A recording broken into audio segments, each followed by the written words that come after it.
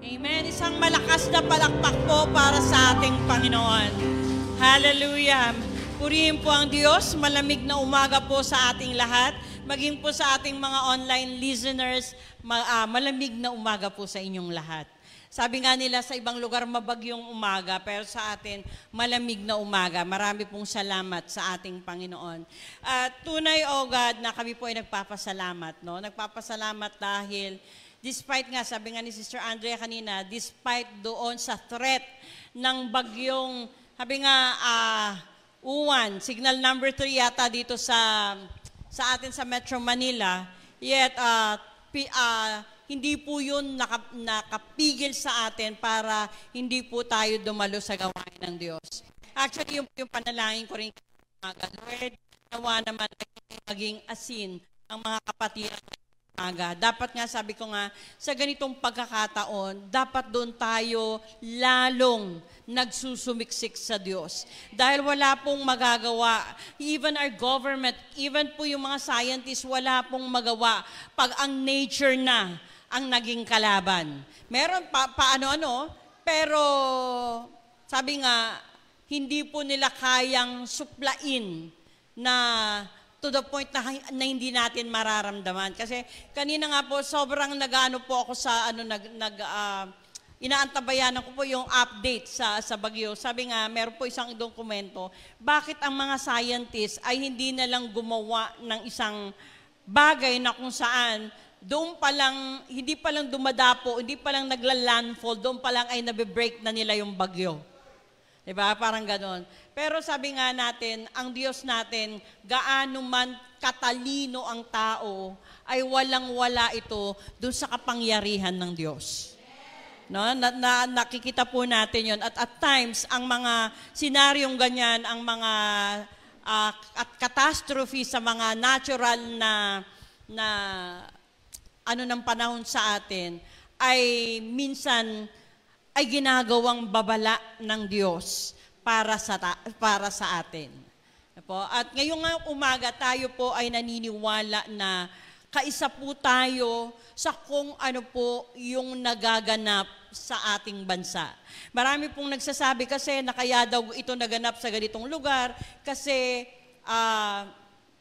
dahil sa kanila pong mga rituals, no, na ginagawa yung mga worshiping to idols. Sabi ko nga, pero wag na tayong mag-focus doon. Mag-focus tayo doon sa atin. Kasi ngayon ang tinatakbo ng church natin, it's all about reform, pagbabago. O di ba, yung theme natin ay angkla doon sa nagaganap sa ating bansa. Kasi without changes, no, wala pong mangyayari sa bansa natin. Yung mga tao, yung mga politiko na nasa posisyon, without the divine intervention of the Lord, without sa pagkilala sa ating Panginoon, hindi po mababago. Kaya mga kapatid, sabi nga po natin, huwag po nating gawing biro yung mga bagay na inaaral natin ngayon. Kasi we could never know na yung mga bagay na inaaral natin ngayon ay aral na maipapasa natin sa mga henerasyon na nakasunod sa atin. At pag sila katotohanan, aalis tayo dito sa mundong ginagalawan natin. Pero umalis man tayo, meron tayong legacy na maiiwanan upang ang mga bagay na nangyayari ngayon sa ating gobyerno, nangyayari sa ating bansa, nangyayari dito, ay hindi na mararanasan pa sapagkat naipasa natin yung pasa na binibigay ng ating Panginoon sa pamamagitan po ng inyong mga sa likod ng Diyos na ginagamit niya upang ihayag na ang tunay na makapagbabago ng ating pamilya, ng ating sarili, ng ating bansa ay walang iba kundi ang ating Panginoon. We need God para tayo ay mabago. We need God para mabago ang bansa natin. Amen? Kaya sabi ko, salamat Panginoon dahil even our theme ay nakaangkla doon sa nagaganap sa bansa namin ngayon. Kaya sa umagang ito, magpatuloy po tayo. At sa pagpapatuloy po natin, ano nga po ba yung tema natin ngayon?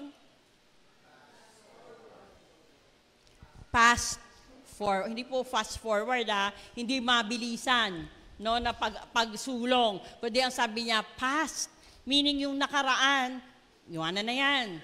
Wag-forward tayo, sumulong tabi nga, hindi man kinakailangan at times kasi na mabilis, kasi minsan mas mabilis, mas medyo delikado. Hindi baling paano-ano, basta't meron pong facing na nagaganap. Diba? At yun po yung ginagawa po natin ngayon, kaya sa pagpapatuloy po ng ating aralin, na kung saan, sabi nga natin, pass forward. Ano po ba yung ating makikita sa pag-aaral na gagawin natin ngayon? Ano nga ba yung titulo nito? Nung nakaraan, ano ang sabi doon? Hindi ko po memorize yun. Pero nandoon yung reform. Sino makakapagbigay sa akin? Reform, live, and press on. Ayan. So, yun po yung ating pag-aaralan ngayong umaga. And with that, kayo po ay aking inaanyayahan. Pagpapatuloy po pa rin po ng ating pagbabago, inaanyayahang tumayo at basahin po natin ang salita ng ating Panginoon mula po sa aklat ng Roma, verses 11 hanggang 12. Pero may mga pahapyaw po tayong dadaanan ng mga verses prior to that. Ayun, so dito po ako, hindi ko po yan kaya.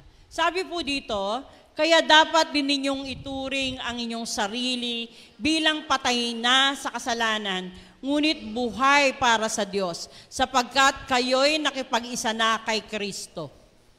12? Wait lang, may 12 pa po yun. Huwag na ninyong pagharian ang kasalanan sa inyong mga katawang may kamatayan upang hindi na ninyo sundin ang masasamang hilig nito. Ayan, purihin po ang Diyos. Hallelujah. At ngayong umaga ay manalangin po muna tayo, amang banal makapangyarihan sa lahat. Ikaw ang Diyos na mabuti, ang Diyos na tapat, Panginoon. Kami po ay nananampalataya at naniniwala sa inyo, O God. Ano man yung banta, Panginoon, O God, ng aming sitwasyon, ng aming bansa ngayon. Lord, you are the God who is all powerful. Sabi nga, malakas man ang bagyo, ngunit wala pong lalakas sa iyo, Panginoon. Ikaw ang makapangyarihan sa lahat ng aspeto, Panginoon. Kaya sa inyo po namin, O Lord, isinasubmit ang bagyong ito at huwag niyo pong pahintulutan, Panginoon, na ito ay muling magkaroon, O Diyos, ng kamandag sa aming mga kababayan, Panginoon. We are praying, O God, that you protect us, O Lord, every one of us, O God, ang kabuuan ng bansang Pilipinas, Panginoon, O Lord, ay amin pong isinasubmit sa iyong kapangyarihan upang ang bagyo na, Lord, nakaamba ay hindi po bumaba o maglandfall o tuluyang, Panginoon. Ito ay inyong wasakin sa pamamagitan, O Diyos, ng iyong kapangyarihan. Marami pong salamat at anumang bantang iyan, O Lord, kami pa rin po ay magpapatuloy, O Diyos, sa pag-aaral ng iyong salita, Panginoon, sapagkat walang ibang makapangyarihan, O God, kundi ang iyong mga salita lamang, Panginoon. Salamat po sa iyo po namin tinatalaga ang kabuuan ng aming gawain sa dakilang pangalan ng aming Panginoong Jesus. Amen at amen. Hallelujah. Purihin po ang Diyos. Hallelujah. Napakabuti po ng ating Panginoon dahil katulad nga po nung nakaraan, sabi nga, it's all about reform, pagbabago, no? Sa ating mga sarili, pagbabago sa ating mga inuugali, no? Lahat po yan ay ating pinag-aaralan. At ngayon pong umaga, ang ating pong pag-aaralan, ang titulo po niyan ay wala pong iba, kundi basahin niyo po ng sabay-sabay. Dying to our old self, na tayo ay mamatay sa dating tayo, mamatay sa dating ako. Yun po yun. At ano nga po ba yung ibig sabihin niyan at ano po ba yung pinanggagalingan niyan? Now, bago ko po ito ituloy, gusto ko lamang pong bigyan ng diin na prior to chapter 6, meron po tayong mababasa na chapter 5. Sa chapter 5 po na yan, hello sa mga kananayan, kumusta kayo? I do hope na naalala nyo pa po ang ating Bible study patungkol po doon sa chapter 5 ng Romans na ating pinag-aaralan. Kasi kung makikita po natin, yung chapter 1 hanggang chapter 4, it talks about doon po sa wrath of God dahil sa kasalanan. Pero hindi po nanatili doon po sa galit ng Diyos at doon nga po sa chapter 5 kung paano sinasabi doon na ang dahil sa isang tao ay pumasok ang kasalanan sa mundo. Remember mga kapatid, nang dahil sa isang tao ay pumasok ang kasalanan sa mundo, hindi lang sa tao. So ang kasalanan ay hindi lang sa tao pumasok, maging sa mundo na ating ginagalawan ay pumasok ang kasalanan. At alam niyo po kung sino ang tinutukoy ko. Sino yan? Si Adan. Si Adan, dahil po sa nag-iisang tao na si Adan, pumasok ang kasalanan sa atin, pumasok sa mundo na ating ginagalawan. Ngunit dahil din po sa isang tao ay pumasok ang biyaya at pagpapawalang sala sa tao. Sino po yon? Ang ating Panginoong Jesus. Bagamat isang tao nagkasala, pero bagamat sa subalit sa isang tao, ang tao ay napawalang sala o ang tao ay mapapawalang sala. No, it could be past tense, but it could be present tense. No, kasi alam naman po natin lahat na ngayon ay hindi pa rin, marami pa rin po o mas marami pa nga halos ang hindi pa nakakaranas ng kaligtasan, hindi pa nakakaranas ng pagpapawalang sala dahil sa katigasan ng ulo ng tao. Pero salamat sa Diyos dahil nandito tayo. Ibig sabihin, kabilang tayo doon sa pinawalang sala ng Panginoong Jesus dahil sa ating pagtanggap sa Kanya. Amen. Purihin po ang Diyos. At dito po, doon po sa chapter 6, nang pumasok ang chapter 6. Ang sabi po doon, hindi ko na po na pero ang sabi po kasi sa verse 1, dahil sa biyaya ng Diyos ay nagkaroon ng pagpapawalang sala sa tao. So biyaya, it's all about the grace of God. Pero sabi nga doon, dahil ba doon sa biyaya ng Diyos, tayo ay magpapatuloy na magkasala? Hinding-hindi. Hinding-hindi. Yun ang sabi ng Diyos. Dapat hinding-hindi po tayo magpatuloy. Bagamat, sabi nga po natin, napakalaki ng biyaya ng Diyos. Hindi natin pwedeng sukatin yon, pero hindi po dapat natin yan gamitin para patuloy na magkasala. Tama? At ayon po dito sa ating pag-aaral, doon po sa verse 5, gusto ko lamang pong basahin natin para maunawaan natin yung atin din pong binasa. Sabi po doon, sapagkat kung nakasama tayo ni Kristo sa isang kamatayang katulad ng kanyang kamatayan, tiyak na tayo ay makakasama rin niya sa muling pagkabuhay na katulad ng kanyang muling pagkabuhay. So ano po yung sinasabi ng teksto? Ano po yung pagkaunawa po natin doon sa ating binasa? Palakpakan po natin ang ating mga sarili. Ayan. Sarili ha. Ayan. So, yan. Okay po yan. Tama naman po na palakpakan natin. Sapagkat alam niyo po ba, nung tinanggap natin ang ating Panginoong Jesus, ang naganap sa Panginoong Jesus ay magaganap din sa atin. Magiging katulad tayo ni Kristo na kung saan, bagamat namatay, mamamatay, pero muling mabubuhay, muling magkakaroon ng buhay, muling nabuhay o muling mabubuhay. Yun ang sinabi, mga kapatid. Kaya sabi nga natin, napakasarap ang kinin. Sabi nga, baka may makarinig sa atin at putulin yung mga sinasabi natin dito, kasi kadalasan gano'n eh. Sabi nila doon sa sekta na yan, sila daw ay katulad ni Kristo. Well, in fact, that's true. Dahil yun ang sabi niya doon sa 5, sapagkat kung nakasama tayo ni Kristo sa isang kamatayan, katulad ng kanyang kamatayan, tiyak na tayo po ay makakasama rin niya sa ating muling pagkabuhay na katulad ng kanyang muling pagkabuhay. May pagkakaiba? Wala. Wala kapatid, huwag niyong hanapin ng pagkakaiba dahil yan ay pangako ng ating Panginoong Jesus. nung siya ay ating tinanggap, yan po ang naganap na rin sa atin. At kung titignan po natin yan, yung verse na yan, that is the true baptism. Yan po yung totoong baptism. Yung baptism na ginagawa po natin, which is immersion in water, it's just a symbolism of what happened to us the moment we accepted Jesus Christ. So ito yung totoong baptism. Spiritual baptism yan. No? Kaya nga kung doon sa water baptism, lagi po natin pinapaliwanag, bakit kailangang ilublob sa tubig? Kasi ito ay parang we are i-demonstrate natin. Yung nangyari sa atin, namatay tayo. Namatay tayo sa kasalanan at noong pagbangon natin, nagkaroon tayo muli ng buhay. Yan po yung born again. Na-born again po tayo. So, yung ginagawa po natin, gusto ko lang pong bigyan ng diin. Kasi ito po, nung binabasa ko po talaga, yes, this is the totoong baptism. Yung ginagawa po natin is just an outward symbolism of what happened to us doon sa ating pagtanggap sa ating Panginoong Jesus. Kaya tayo ay tinatawag na born again.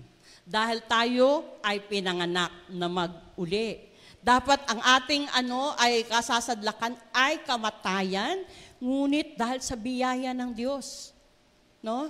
At tinanggap natin si Kristo, tayo po ay makakasama ng ating Panginoon doon sa muli niyang pagkabuhay. Kaya doon sa binasa po natin, ano po ang sabi niya? Malinaw po ang sinabi niya, sabi niya. Balikan po natin sa 6:11. Kaya dapat, kaya sabi niya, kaya therefore, sa English, ang salitang therefore, may pinanggagalingan. At yan po yung pinapaliwanag natin ngayon. Ano yung pinanggagalingan ng verse 11? Sabi niya, kaya nga dapat. No? Meron po siyang sinabi, kaya nga dapat din ninyong ituring ang inyong sarili bilang patay na sa kasalanan. Yun. May pinanggalingan. Kaya mga kapatid, sabi ko nga, doon sa 5, makakatulad natin si Kristo, ngunit may mga bagay pa rin po tayong, hindi ito para makatulong doon sa ginawa ng ating Panginoon, kundi for us to sustain yung ating relasyon sa ating Panginoon. At truly maranasan ang mga bagay na ipinangako niya para sa atin. At para magawa po natin yan at tunay na maranasan na makasama tayo doon sa muling doon sa muling pagbabalik ng ating Panginoon at tayo po ay kanyang madala doon sa pinangako niyang lugar na pagdadalhan sa atin, meron pong kailangan tayong gawin. Ito po ay number 1, sabi po doon,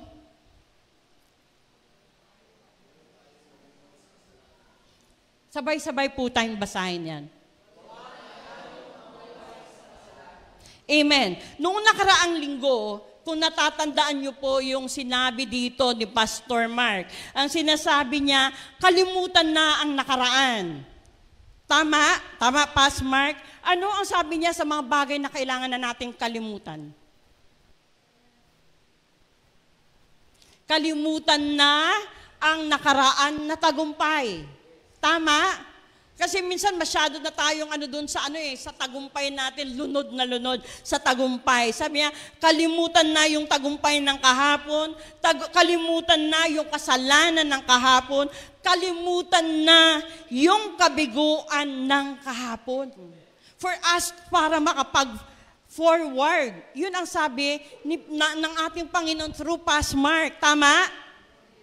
Pero ngayon, kung papansinin po natin, ayon kay Apostol Paul, ano ang sinasabi ng Panginoon? Particularly, especially, sabi nga, particularly talk about na kailangan nating kalimutan. Ano? Kasalanan. Kasalanan. Kasi pag ito ay ginawa natin, lahat po yan ay makikater na natin yung kabiguan ng kahapon, tagumpay ng kahapon. kaya nang i-cater lahat niyan. Kaya ang sabi niya, particularly sinabi ng Diyos through Apostle Paul, na kalimutan na ang kasalanan. No, nandun ang sinabi niya, kasalanan.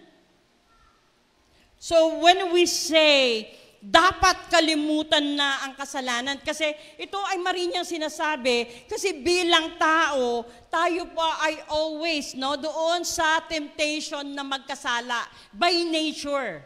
By nature. Kasi at times gusto natin maging mabuti, mabait, sumunod.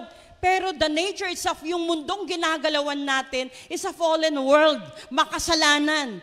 Again, mga kapatid, sabi ko nga, nung pumasok ang kasalanan, hindi lang sa tao. Ito ay sa mundo. Maging sa mundo na ginagalawan natin, pumasok ang kasalanan. Kaya minsan kahit sabihin natin, tayo ay napapalibutan ng mga mananampalataya, yet pumapasok pa rin ang kasalanan dahil tayo ay nasa mundong makasalanan. Tama? Kaya ang sabi niya, dapat wala na tayong ugnayan. Wala na tayong ugnayan sa kasalanan. Dahil ano ang sabi niya? Kaya dapat ninyong ituring ang inyong sarili bilang, ano sabi? Bilang patay. Patay na sa kasalanan. So when we hear the word patay, dead, ano bang ibig sabihin? Nandiyan ba lahat yan sa ano ko? Nilagay ko ba, please, kung nandyan? So meaning, dapat, pero nilagay ko din yun ha. Again, sabi nga po natin, dapat wala na tayong ugnayan sa kasalanan. Dapat patay. So kung walang ugnayan, completely wala na. Kaya sabi, ginamit niya ang salitang patay. Kasi pag patay, sabi nga, wala nang buhay. Wala nang, hindi na makakakilos. Bigla ko nga nung ginagawa ko to, bigla ko tong naalala, meron po ako nakitang isang, I don't know, parang ang bilis-bilis niyang kumilos sa banyo. So pinatay ko po siya. Parang, maliit ba na ahas? Kasi ang bilis di ba yung uod, yung earthworm, mabagal. Pero yun, parang ang bilis-bilis niya. So ginanon ko, pinatay ko po, no? Nahati siya into two. At nagtaka ako, nung nahati siya into two, pareho pa rin kumikilos. Sabi ko, may pagkilos, buhay pa. So pinagmamasdan ko talaga. Pero hindi po talaga siya na, as in, nagiging stiff or what. Patuloy pa rin siya sa pagkilos. Kaya ginawa ko po, pinag-aano ko ng tsinelas hanggang sa tuluyan ng hindi ko siya nakikitang kumikilos. So meaning, patay na siya talaga. Kasi kung kumikilos pa, may buhay pa. So ano ibig sabihin nito mga kapatid? Completely dapat wala na tayong ugnayan. Pag sinasabi, yun nga, wala nang movement, wala nang pagkilos. At higit sa lahat, dapat wala nang kapangyarihan. Ang kasalanan. Amen? Kasi sabi nga po natin, ang sarap na ng estado natin sa harapan ng Diyos. Kaya ang gusto nais ng Diyos ay completely wala na po tayo sa kasalanan. Kaya doon ang sabi niya, mamatay sa kasalanan. Mamatay na tayo sa dating estado ng buhay natin. Kasi sabi nga po, noon tayo ay tumanggap sa ating Panginoon, ayan po nagkaroon po tayo, nabilang po tayo doon sa naligtas na. Saved person. Nandiyan po yan. Nilagay ko po yan. Saved person. So, para po tayo makonsider as a saved person, of course, tinanggap natin ang Panginoon at tayo ay namatay na sa kasalanan. Ito po yung sinasabi ko sa inyo kanina. Naging born again na tayo. Tama? Kasi namatay tayo sa dating tayo na makasalanan nung tinanggap natin ng ating Panginoon. Pero tayo po ay magkaroon ng muling pagkabuhay. At ang sabi doon sa 2 Corinthians 5:17, therefore, if anyone is in Christ, the new has come and the old is gone. Wala na. Ito ay completely patay na. At dapat patay na. No, mga kapatid? Kasi yun ang totoong estado natin Pero again, sabi nga natin, tayo po ay nasa mundo pa na makasalanan. So, katulad ng ina-explain ko kanina, yung naganap na yun, that is our spiritual baptism. And that's our state. Yun ang estado natin. Pero tignan natin kung ano ang estado ng hindi pa mananampalataya. Ano nakalagay dyan? Unsaved person, ano ang kanyang estado, mga kapatid?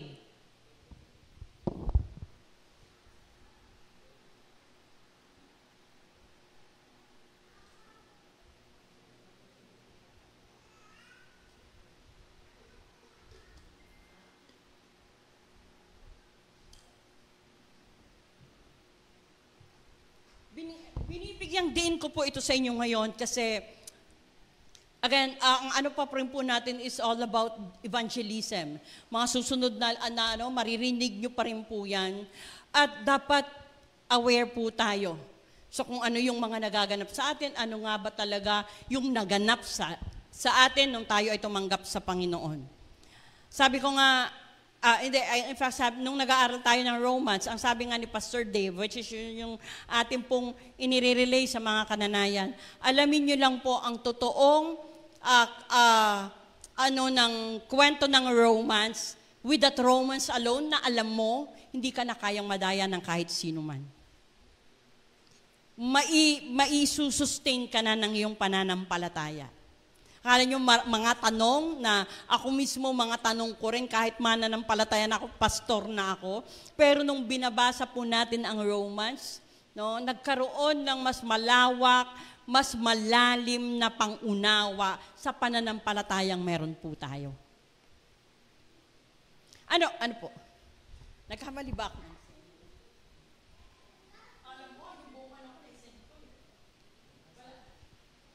Wala kasi akong laptop, nanghiram lang ako ng laptop kagabi. So parang, yes, dark yung background, pero pag nagsisearch po ako, puti pa rin po, kaya halos nahihirapan po talaga ako.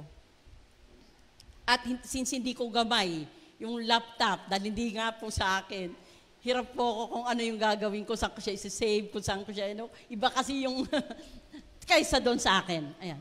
So sabi nga po natin, in fact nilagay ko po dyan, doon po sa saved person, at yun po yung kalalagayan natin, tayo ay patay na sa kasalanan, pero yung unsaved person, yung wala pa pong pagtanggap sa Diyos, sila po ay patay sa kanilang connection sa Diyos. Ayan o, unsaved person, dead unto God. Congratulations! Dahil tayo ay hindi po dead unto God. Tayo ay dead unto sin, but we are alive in Christ. Sabi mo sa katabi mo, we are alive in Christ. Purihin ang Diyos. Ang taong walang pagkilala sa Panginoon, siya po ay patay sa kanyang ugnayan sa Diyos. Pero tayo po ay buhay. Ang patay po sa atin ay ang kasalanan. Sabi po doon sa John 3:3, Jesus replied, "Very truly I tell you, no one can see the kingdom of God unless they are born again." Hindi po nila makikita ang kaharian ng Diyos. At alam niyo po ba ang kaharian ng Diyos, hindi lang po doon sa langit. Ang kaharian ng Diyos ay nandito rin po sa lupa. Hindi lang nakikita ng mga taong wala pang pagkilala sa ating Panginoon. Pero tayo alam natin yun. Sapagkat meron po tayong tunay at tamang relasyon sa Diyos. Ayan. So pangalawa, naunawaan po natin doon na hindi po ako gaanong doon. At doon dito po sa pangalawa, tignan po natin ano nga ba yung dapat nating gawin para maganap. Yan. Pangalawa, anong tawag dyan? Basahin po natin ng sabay-sabay. Labanan ang kasalanan. Hindi po kayo naguluhan? Akala ko ba patay na ang kasalanan sa atin? Wala na talaga. Yun talaga yung totoong estado natin. But since we are still here sa mundong makasalanan, kaya posible pa rin pong magkasala ang tao. At para tayo ay tuluyang mamatay sa kasalanan, ang sabi nga po dito, kailangan nating, ano daw? Labanan ang kasalanan. Kaya may kantang, labanan natin ang tukso. Ayan, alam niyo po kasi, yung tukso dyan nagmumula ang kasalanan. Basahin natin. Doon po ayan, verse 12 muna, basahin po muna natin. Sabi po doon,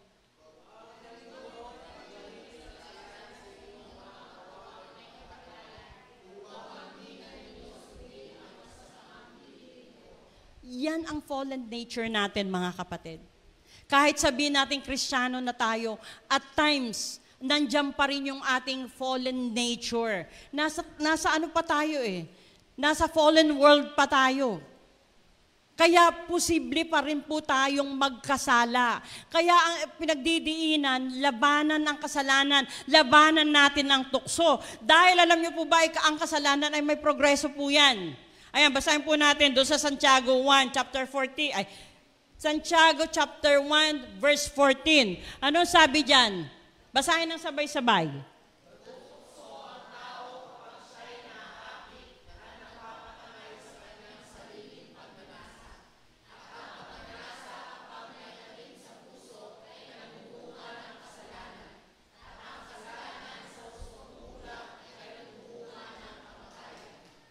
See?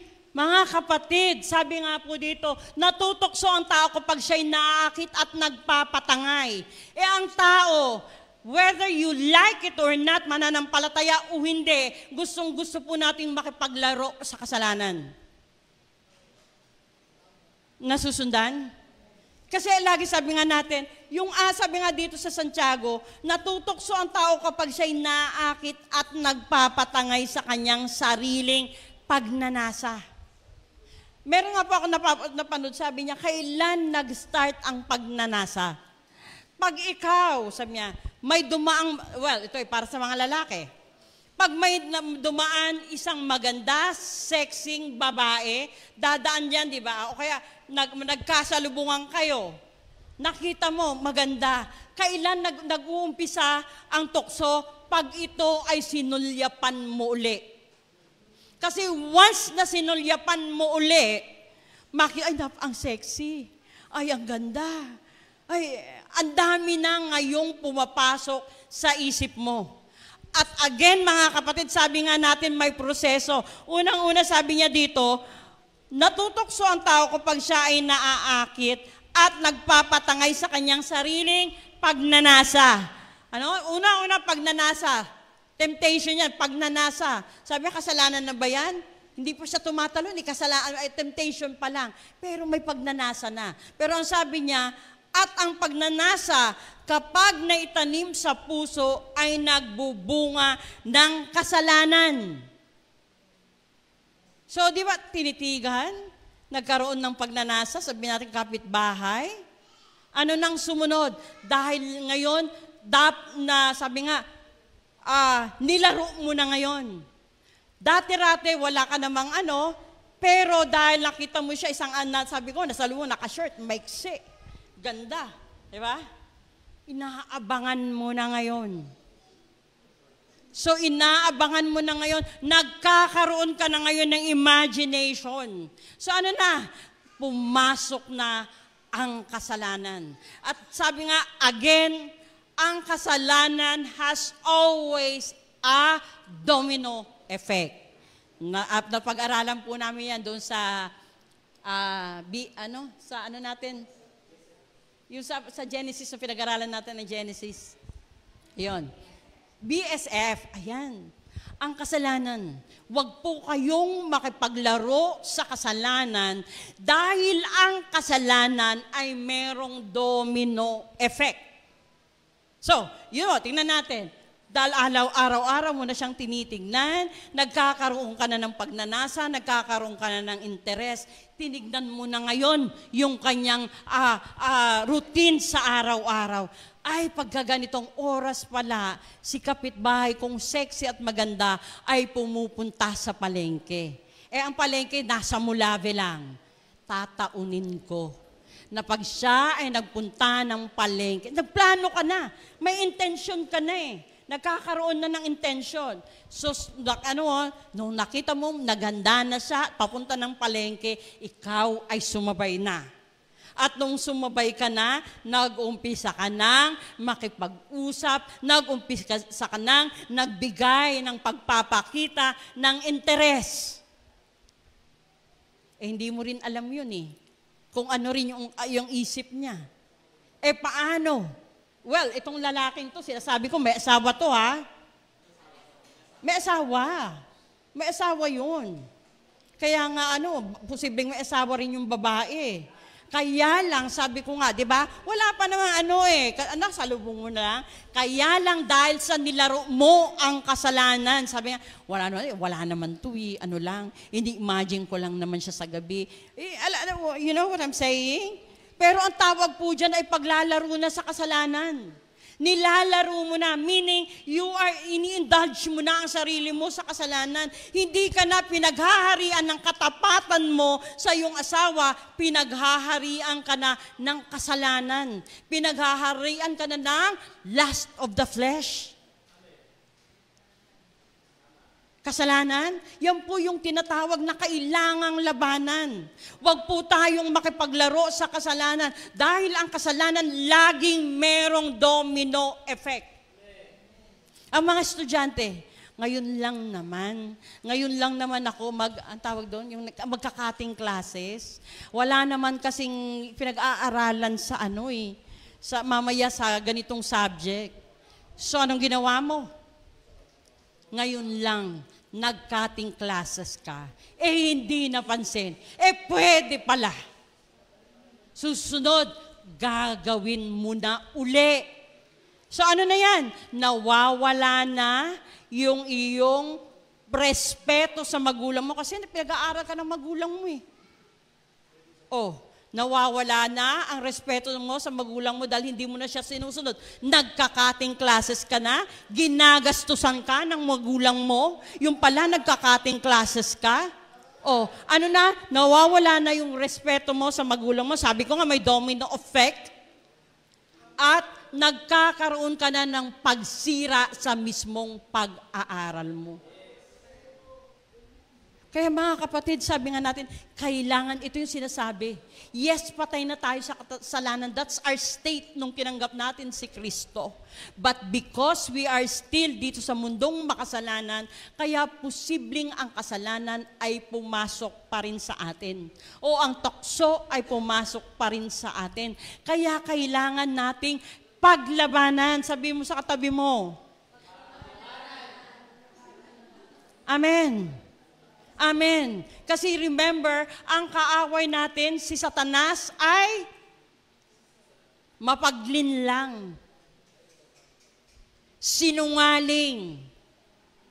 At alam mo po ba na sabi nga, si Satanas ay hindi binabantayan yung masasama. Ang binabantayan ay yung mga anak ng Diyos. Amen? Dahil gusto niya itong kuhanin uli. Gusto niya itong bawiin uli sa Diyos. Anong bawiin ka dyan? Hindi mo ako pag-aari. Ikaw ang nangagaw sa akin. Ang Diyos ang bumabawi sa akin. Tama? Because that's our original state. Anak tayo ng Diyos. Amen. Sige, palakpakan po natin ang ating Panginoon. Kaya, meron pong karapatan na bawiin tayo ng Diyos. Pero hindi pumapayag ang kaaway, kaya kung ano-ano ang kanyang ginagawa. Nabasa ko lang po, sabi, bakit daw kasi nilalang pa ng Diyos si Satanas? Hindi yan si Satanas ng lalangin ng Diyos. Siya ay si Lucifer. Pero ang pinag-uusapan po dito ay hindi po ito tungkol sa paglalang ng Diyos. Ito po ay tungkol sa free will. Remember, it's all about free will.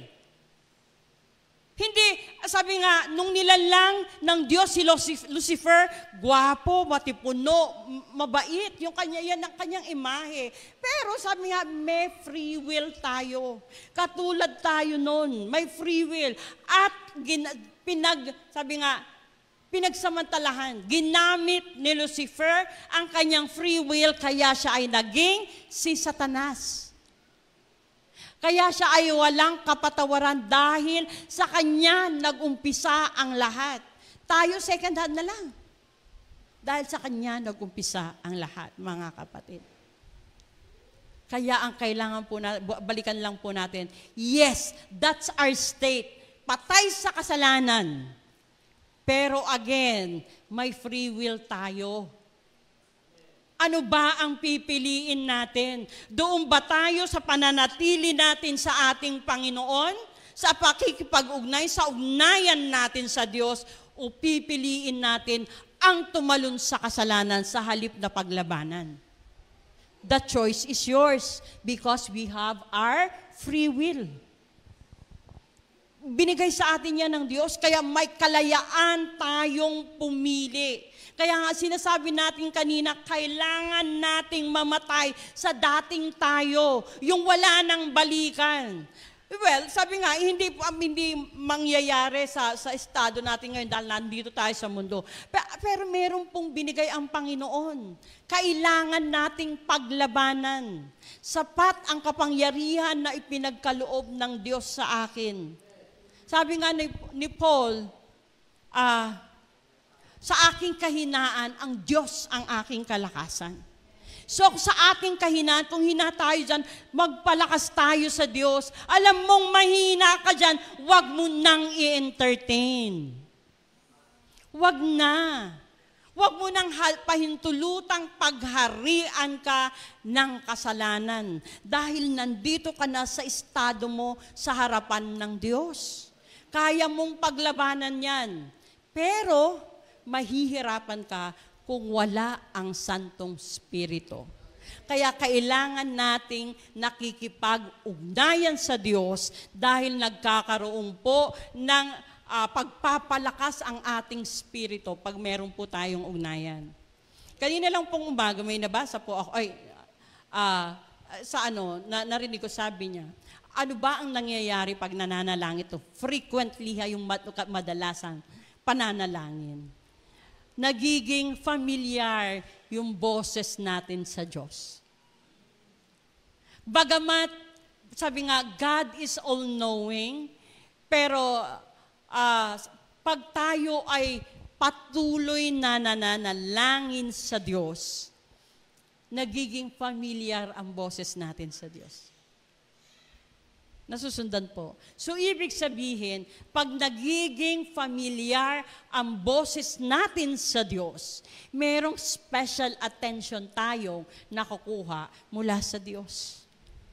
At ang sabi niya, pag nakuha natin yung special attention ng God, even the universe ay nagkakaroon ng pagkilos ng ayon doon sa iyong pinapanalangin dahil sa Diyos.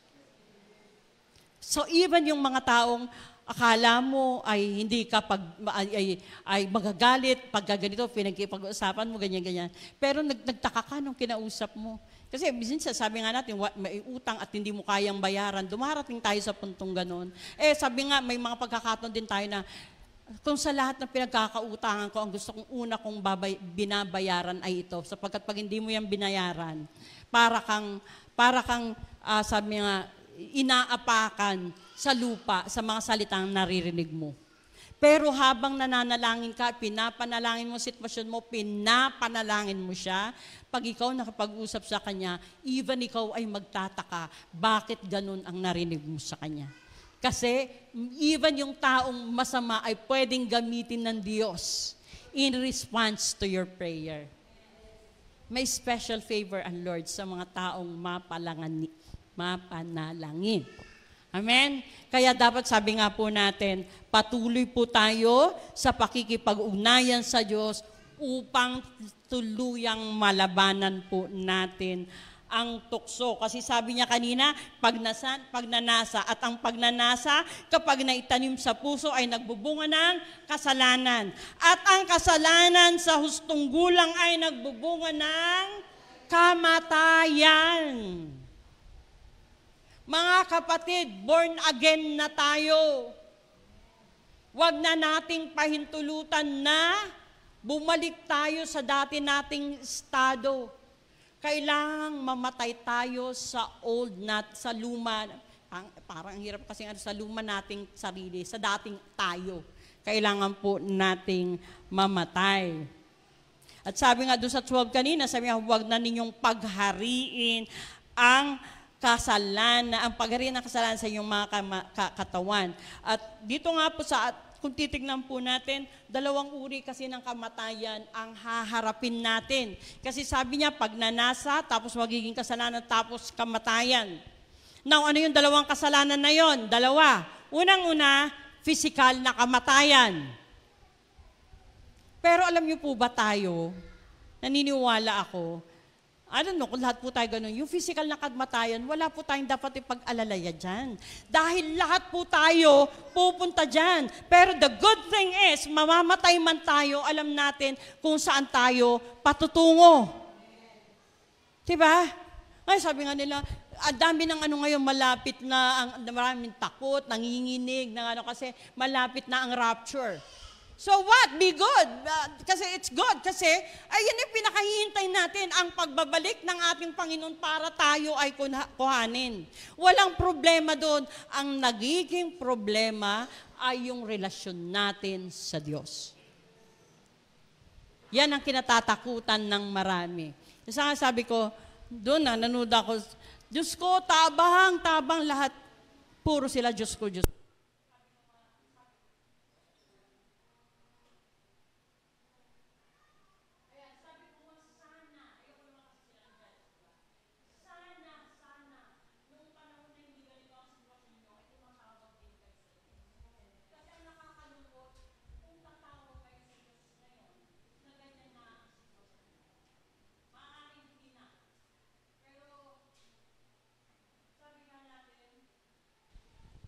At least sa huling pagkakataon naalala nila ang Panginoon. Kung hindi sila namatay, salamat. Pero mamatay man sila, hindi para sa atin, para alamin ko sila ba ay naligtas sa pamamagitan ng Panginoon, tulong. Wag po, ayoko na pag-usapan natin. Kasi tayo minsan natatagaas parang ang hilig daw natin, or tayo daw ay nagiging judgmental. Right? So, hindi na po natin yun doon.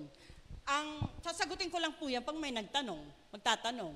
At pero sa atin nga po, hindi na sa atin ang judgment. Ang judgment ay sa Panginoon. Pero ang sinasabi ko po, na sana itong mga taong to, na naalala ang Panginoon nung sila ay dumaranas ng ganitong trahedya, sana tinatawag na nila ang Panginoon noon pa. Huwag ngayon. So sa atin mga kapatid na hindi pa natin nararanasan yan, lang po ito, this is the time na dapat nating makita, maalala, yung mga mga mahal natin sa buhay sa paligid natin, na nawa ngayon pa lang, ay natututo na silang tawagin ng Diyos. Tayo ngayon pa lang ay natututo na tayong tawagin ang Diyos. Kasi hindi ibig sabihin nasa church tayo, nakaupo tayo dyan, ay meron tayong tamang ugnayan sa Diyos. Katulad nga po nung sinabi natin nung nakaraan, worshipper, yet ang puso ay malayo sa Diyos. So nawa hindi po tayo doon. So physical death, ngunit ang higit sa lahat na dapat katakutan ng tao ay ang spiritual death. Dahil ang spiritual death, wala na po tayong magagawa dyan. Doon na po tayo sa dagatang apoy mapupunta. At para wag po natin maranasan ang mga bagay na yan, sabi nga, matuto po tayong paglabanan ang bawat tukso, ang bawat kasalanan na maaaring idinudulog sa atin ng mundo. Wag po tayong makipaglaro sa kasalanan. Wag niyong subukan. Tama ba? Sino ba yon? Di ba? Wag niyong subukan. Totoo din yun, kasi ang kasalanan parang drugs din yan. Totoo. Tapos sa sinubukan mo, wala naman. Parang sabi nila ganito, subukan ko nga uli. Medyo, pero wala pa rin. Subukan ko uli. Hanggang hindi mo namalayan, lulong ka na sa droga. Hanggang sa hindi mo nalalaman, namamalayan, lulong ka na sa kasalanan. Lugmok ka na sa kasalanan. Huwag nawa mangyari sa atin. Pero kung sakaling nangyayari ito sa atin ngayon, balik tayo doon sa Panginoon. God is a God of chances. Habang meron pang pagkakataon, mga kapatid, bumalik tayo sa Panginoon. Bumalik tayo sa Panginoon. Dahil sabi nga po natin, number 3, maging buhay sa panibagong pagkatao. Maging buhay. Ano ba yung bago nating pagkatao? We are united with Christ. We are identified with Christ. Kasi sabi niya dito, kaya nga, dapat din yung ituring ang inyong sarili bilang patay na sa kasalanan, ngunit buhay para sa Diyos, sapagkat kayo'y nakipag-isa na kay Kristo. Purihin ng Diyos. Kaya dapat sabi natin, tayo ay kaisa na ni Kristo. We are identified with Christ. Katulad ng binasa natin kanina, sapagkat kung nakasama tayo ni Kristo sa isang kamatayang katulad ng kanyang kamatayan, tiyak na tayo ay makakasama niya rin muli sa muling pagkabuhay na katulad ng muling pagkabuhay. Purihin po ang ating Diyos. Ayan, again, sabi nga po natin, we are identified with Christ. Kaisa na tayo ni Kristo. Balik po natin doon, kaisa na tayo ni Kristo. Sorry po, mukhang nagkaroon kami ng kaguluhan sa Ayan, sabi nga po natin, pag sinabi ba natin kaisanan natin si Kristo, anong ibig sabihin? Kaisa natin si Kristo, kaisa natin sa karakter ng Diyos. Dapat tayo ay kaisa sa karakter ng Diyos. Dapat meron tayong katulad ng karakter ng Diyos. Kaisa. Sa karakter ng ating Panginoon. So meaning, tayo po ay meron tayong matuwid na pamumuhay. Kasi anong sabi ng 1 Peter 1 verse 16? I am holy. Ito ang sabi ng Diyos, no? Siya ay holy, kaya dapat tayo bilang mga anak niya ay dapat maging banal din. Kaya maging matuwid tayo sa ating pamumuhay katulad ng pamumuhay na ipinakita ni Kristo nung nasa anyong tao pa siya. Si Kristo, bagamat nasa anyong tao, siya po ay hindi nagkasala. Pero tayo, sabi nga, maaaring magkasala dahil nandito tayo, pero meron pong ibinagay ang ating Panginoon na hindi rin po natin dapat pagsamantalahan. Yung 1 John 1:9. Pwede po tayong humingi ng tawad dahil yun ang sinabi ng Diyos. Pero wag naman pong, katulad ng sinabi kanina, doon sa chapter 5 na, verse 1 na, sapagkat ang Diyos ay punong-puno ng biyaya, ay patuloy na tayong magkakasala. Ang sabi niya, hinding-hindi. Dapat hinding-hindi. Dahil nandyan yan, kahit nandyan yan, dapat hindi po tayo nagpapatuloy sa kasalanan. At again, sabi nga po natin, dapat kaisa tayo doon sa karakter ng Diyos. At ano nga ba?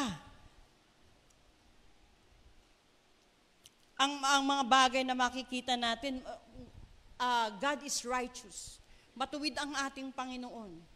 So dapat nabubuhay tayo na matuwid sa harapan ng ating Diyos.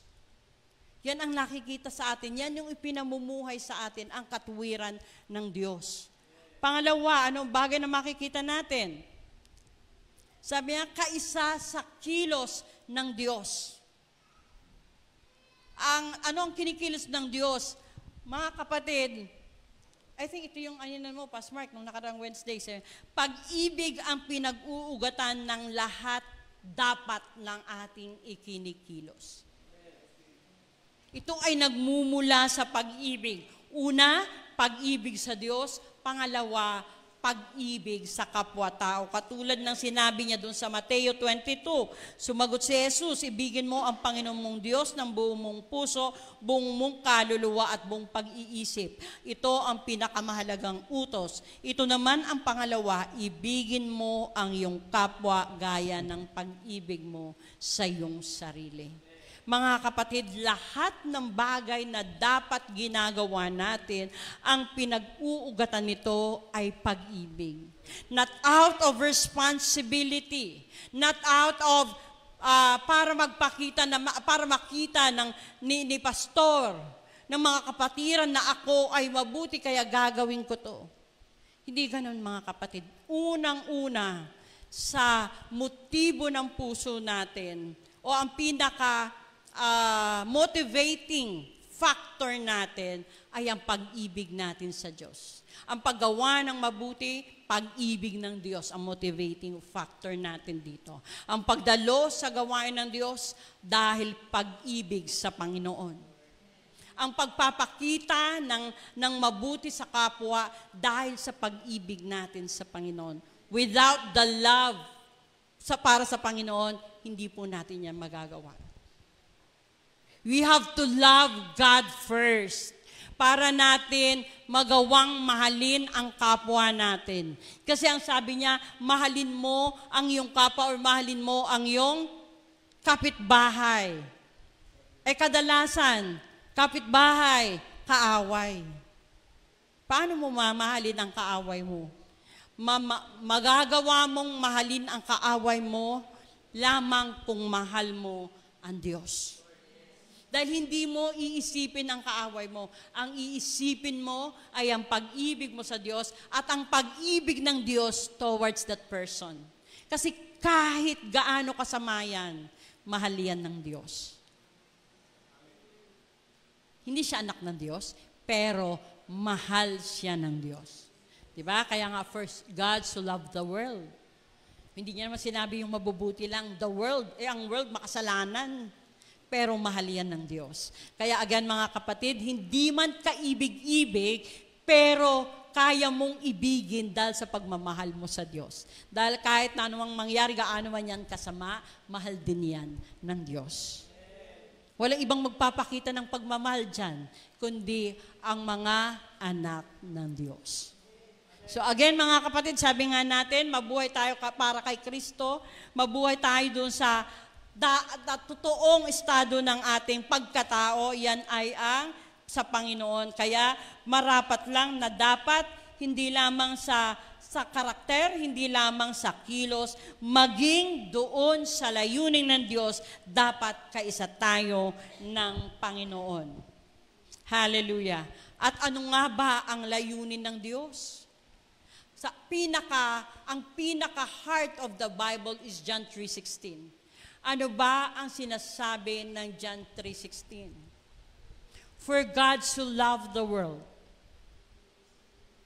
that He gave His only begotten Son, that whoever believes in Him will not perish but have an everlasting life. At ito yung layunin ng Diyos na ang bawat tao ay, ano sabi niya? Matanggapin at manampalataya doon sa kanyang bugtong na anak para maibalik ang dating estado natin sa harapan ng Diyos. So ang layunin ng Diyos, mga kapatid, ay walang iba kundi nakasaad doon. Saan?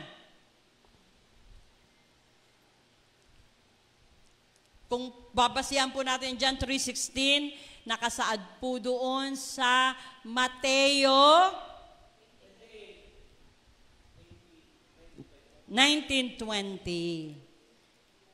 Hindi ko po gaanong i-elaborate yan ngayon sapagkat yan yung mga bagay na ating pong aaralin sa mga susunod po nating pag-aaral. Mga kapatid, sabi nga po natin, kailangan na nating mamatay sa dating katatayuan natin para tayo ay tunay na makapag-forward, makapag-move on, magkaroon ng totoong transformation in and out. At ano sabi doon sa una natin kanina, dapat ay mamatay tayo sa kasalanan. Pangalawa, dapat nating paglabanan ang kasalanan. At pangatlo, mamuhay ng ayon sa ating tunay na pagkatao. Walang iba kundi kay Kristo. Because we are identified with Christ. Yun lamang po at muli magandang umaga po sa ating lahat. Tayo pong lahat ay tumayo at manalangin. Hallelujah. Amang banal at makapangyarihan sa lahat. Panginoon, tunay nga po, O Diyos, na kay buti mo. Salamat po, Panginoon, O Diyos, bagamat sa mga payak naming mga pangunawa, O Lord, ay patuloy, O Diyos, na inihahayag mo ang iyong mga salita upang ang iyong mga minamahal na anak ay tunay na makasama mo, O Diyos, sa tunay na tahanan namin, Panginoon. Walang iba kundi dyan sa sangkalangitan. Dalangin po namin sa umagang ito, patuloy na, O Diyos, ng iyong Santong Espiritu ang sumaamin, O God, at maging kami ay patuloy rin po, O Diyos, na nagpapalalim ng aming pakikipag-ugnayan sa iyo upang kami ay tunay na maging kaisa mo sa lahat ng bagay, sa karakter, sa kilos at maging sa layunin, Panginoon.